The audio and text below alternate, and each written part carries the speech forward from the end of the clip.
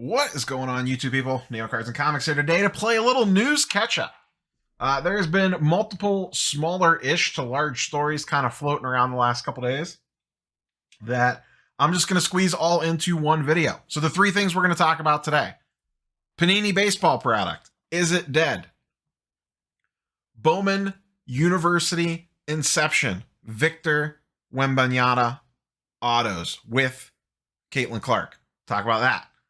And then a new entity enters the breaking scene? Question mark? I don't really know what's going on with this one. So let's go ahead and start from the top. Sports Card Nonsense talked about this on their podcast. That's the first place I heard about it. So shout out to them for putting that on the hobby radar, I guess. But I haven't seen anyone on the YouTube side of things cover things. Not saying there's not a video out there, but I just haven't seen it.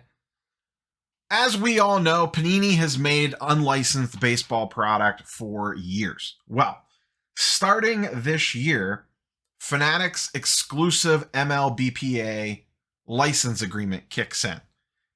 So that means they have exclusivity to any player that is part of the MLB union.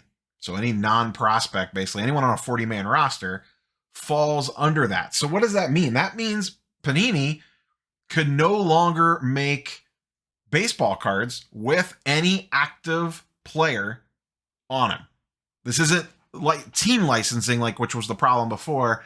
This is the actual player licensing. This is a little bit different from what they were dealing with in the past. We kind of all knew that this was coming, but it just kind of snuck under the radar. I don't know myself personally, I didn't realize that it kicked in this year. I just kind of forgot about it. What kind of tipped everybody off to this, and like I said, Sports Card Nonsense podcast, I think, noticed this first, was this popped up for 2023 Donruss Baseball. And right at the top, per Panini, Donruss Baseball returns in 2023 with a set full of top prospects, Hall of Famers, and legends of the game. That mentions nothing about current players, and when you scroll through the image previews, you see people that are prospects because they're not part of the union yet because they're not on a 40-man roster. Ken Griffey Jr., Jackson Holliday, Warren Spahn, Pete Rose, Jeff Bagwell, Ichiro. No current MLB players. Now, personally, I've never been a big fan of the unlicensed baseball stuff. It is just not for me. But I know that there are some people that like to go out of their way to get it because it was a cheaper entry-level product to get. That being said, their Flawless and NT stuff actually was pretty nice. It was unlicensed, but they always went above and beyond to put really nice patches on that stuff, and typically on-card autos to kind of drive a little bit of demand. And you can actually get some really nice cards out of a fairly reasonably priced box. Now, what does that stuff look like going forward? Who knows? That's part of what SCN talked about. Maybe the NT and Flawless stuff is actually a better product because it's all, Hall of Famers and former stars of the game and some kids coming up. Or will they even go out of their way to make it this year? This is all questions that we don't know. And I assume this would affect Leaf as well for anything that they were doing with a player on a current MLB roster. But this is, some of the Fanatic stuff starting to creep into the marketplace, and we are seeing that play out now in real time with product releases. Like I said, I was never big on unlicensed baseball as is. What little market there was for it, I will be curious to see how this will affect people's buying patterns. If this was something you previously went after, if you were a fan of the unlicensed baseball stuff, how does this affect you? Are you more likely to buy it, or are you less likely to buy it? Like I said, I have no real dog in this race. I generally tend to stay away from that sort of stuff. Next up, and this kind of ties in hand to hand, 2022, 2023 Bowman University Inception. What's the big deal about this product? There are a bunch of underclassmen, for lack of a better term, non-professional athletes, college players, international stars in this product, the headliners.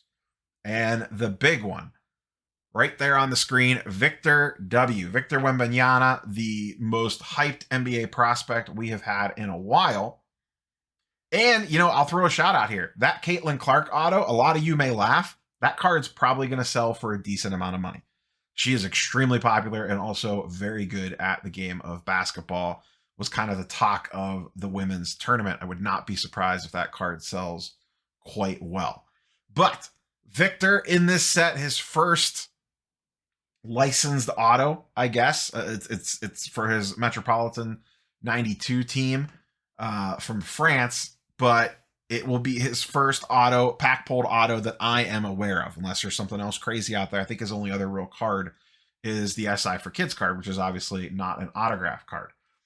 The interesting thing here, and Sports Card Nonsense once again talked about this on the podcast, and it's something that I've seen like rumblings of, but no confirmation anywhere. But the rumors are circulating that Victor might be on a Fanatics exclusive autograph deal. We have seen this in the past with Ben Simmons and some other players. But if that is the case, that is a big deal. Now, like I said, we do not know that for sure, but if that happened, that would absolutely gut Panini basketball product for this upcoming season if you could not get Victor rookie card autos. It just would be his silvers, his parallels, and that's it. That would kill something like Flawless, National Treasures, all those super high-end products if all of a sudden you can't get his autographs. Another person like this is actually Darius Garland. There are no Panini Darius Garland on-card autos or sticker autos, anything auto. If you ever see like one of his Flawless patches from his rookie year, sells for quite a bit of money because they're game used and it's kind of really the only thing you got. He does have some Upper Deck stuff because he's an Upper Deck person, but it's all unlicensed Goodwin Champion stuff.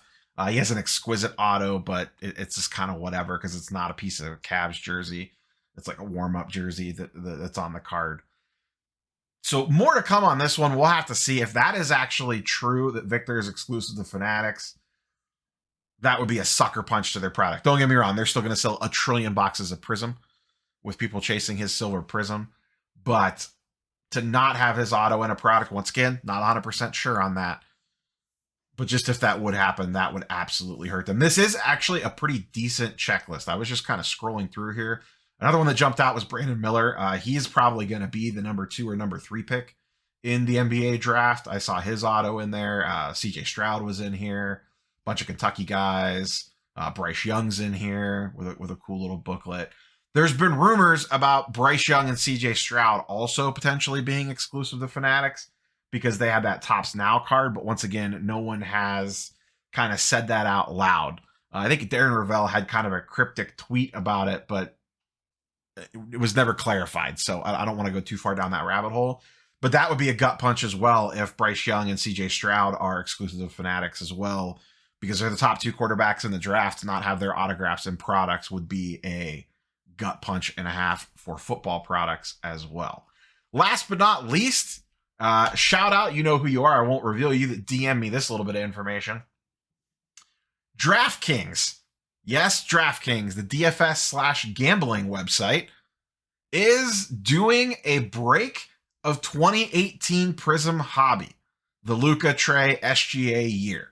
They are auctioning off basically pack spots. You can pull it up over here. If you win the bid for one of these, they're doing 4 boxes. If you win the bid for one of these, you get 2 packs out of the box. So it's not random teams. It's not pick a team. It's not pick a player. It's you bid. If you win, you get 2 packs out of that box. You're assigned like a pack location essentially in the box, and they have multiple boxes that they are doing. There are 12 packs per box, so there's 6 slots per box, 2 packs each. Boxes currently go for about 3.5 to 4K on these. Don't sell very often.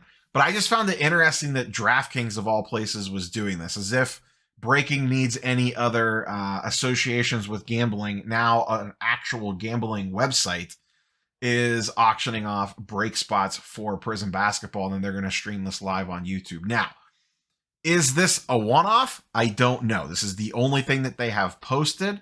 It's just in the DraftKings marketplace. We'll have to see if they have bigger plans to continue to go down this. I assume it'll probably depend on how this performs. It could just be a marketing stunt to get more users on the platform. Who knows?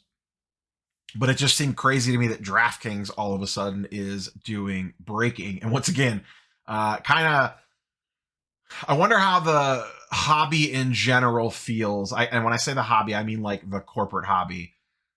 Do they like the idea that literally a gambling website is doing breaks? Because it just brings up that kind of like thing no one really wants to talk about in the industry of, is breaking gambling and should it be regulated like gambling?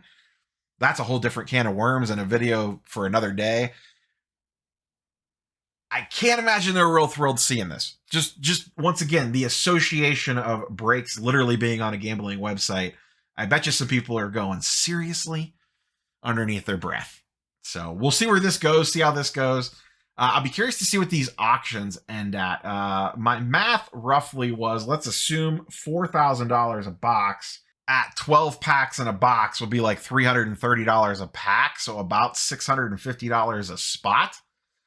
There's still a couple days left on these at time of recording. It'll be less time than that by the time you all see this video. So we'll see what these get up to. I personally would steer way clear of this. It has nothing to do with DraftKings. It just has to do with the price per pack and your hit expectation out of an 18 Prism box. Remember, these inflated prices on sealed wax, especially 2018 and older stuff, has nothing to do with, it has something to do with the contents inside, but it's more the scarcity of the actual sealed product than it is the contents there within. Now, can you hit some monster stuff out of here? Absolutely. But remember, this is a $4,000 box. If you pulled a Luka Silver, that would be an extremely good pull and an extremely good hit. And a PSA 10, that card only sells for $1,200 to $1,300. So that's only a third of the box. So unless you pulled a banger numbered card out from either probably Luka, not even Trey anymore, really Luka SGA and maybe Trey, you know, you're having a rough time getting your money back out of this. Now, if you hit some monster Luka gold or something crazy, Trey gold, SGA gold, something else crazy, yeah, you could make a mint, but boy, oh boy, the odds on that are slim. And there's no chance I'd be spending $300 a pack on this product to rip it. Once this stuff gets so expensive, it is not worth opening unless you are ultra rich or just a straight degenerate. So that's all I got for you, boys and girls. Just a little news catch up, little midweek news catch up from all these various little thingamajiggers floating around. That is all I have for you, boys and girls. We will catch you on the next one. Peace.